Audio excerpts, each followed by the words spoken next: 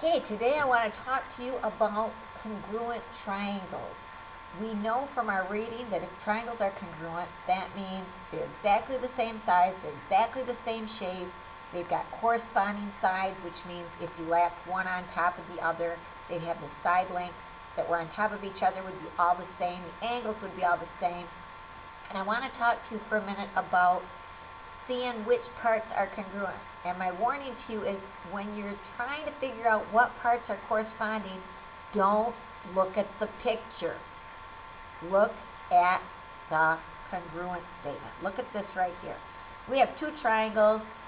This is a little tippy from that one. They're not in such a way that it's easy to really see what goes with what, but we're told triangle XYZ is congruent to triangle NMP.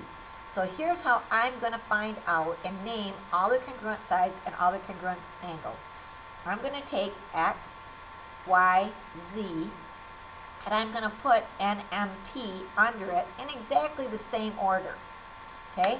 Then when I look at this, if I divide this, I can see, because order matters, that guess what? That tells me angle X is congruent to angle N. Angle Y is congruent to angle M, and angle Z is congruent to angle P. I don't have to look at that picture. I don't have to get confused by any of that. I'm just going to look at this. Now to find my sides, I'm going to do the same thing. I'm going to look at XY, and side length XY is going to be congruent to NM. That's the corresponding congruent side. Now if I look at this, YZ, side length YZ is congruent to side length MP. And finally, to find my third pair, I just cover up that middle letter, and I know XZ is also congruent to side NP.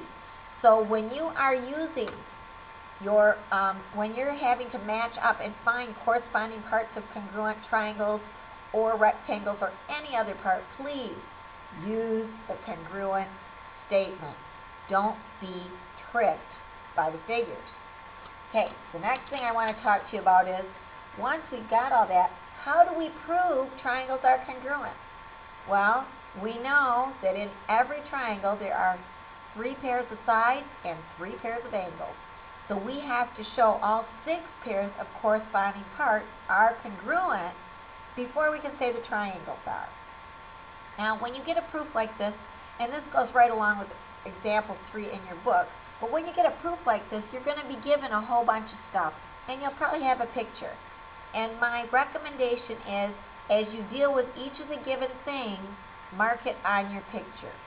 So the first statement, we'll start right with the first given, and it says angle P and angle M are right angles. And I know that my reason there is just that's what's given. So I'll make a right angle measure at P and at M. And then I say, well, I know those are congruent, so that makes angle P congruent to angle M by the right angle congruent theorem that says all right angles are congruent. Now I'll look at the next thing. It says R is the midpoint, and I'm going to abbreviate here, of PM. And that's given, so I'll write given. And by the way, I'm going to mark this over here. I've got one angle now. R is the midpoint of PM. Well, I know midpoint means this side has to equal this side. So I'm going to put a hash mark here and a hash mark here. And I'll then write, okay, that means P to R is congruent to R to M.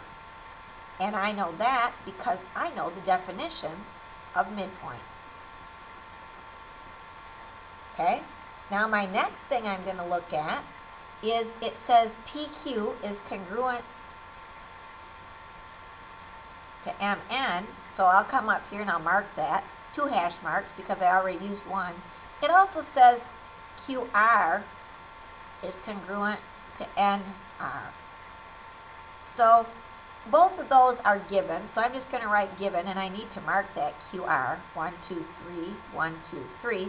And now I've got here I had a pair of sides, and here I've got two more sides. So I've got three pairs of sides. That's covered, one set of angles. I need to deal with my other angles.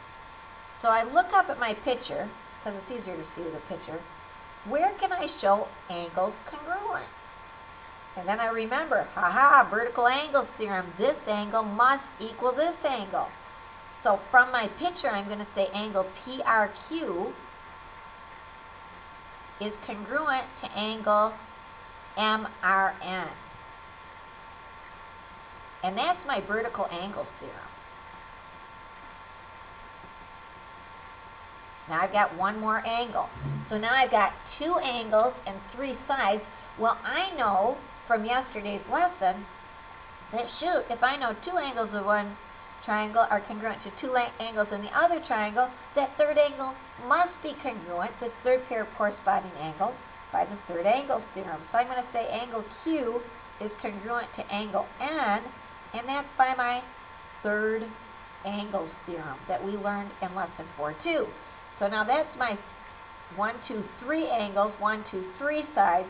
So now I can say, because I have proved it, that triangle PQR is congruent to triangle MNR, and that by my definition of congruence.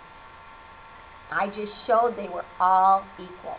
So just step through this. Don't be intimidated by a lot of stuff. Just do things one step at a time.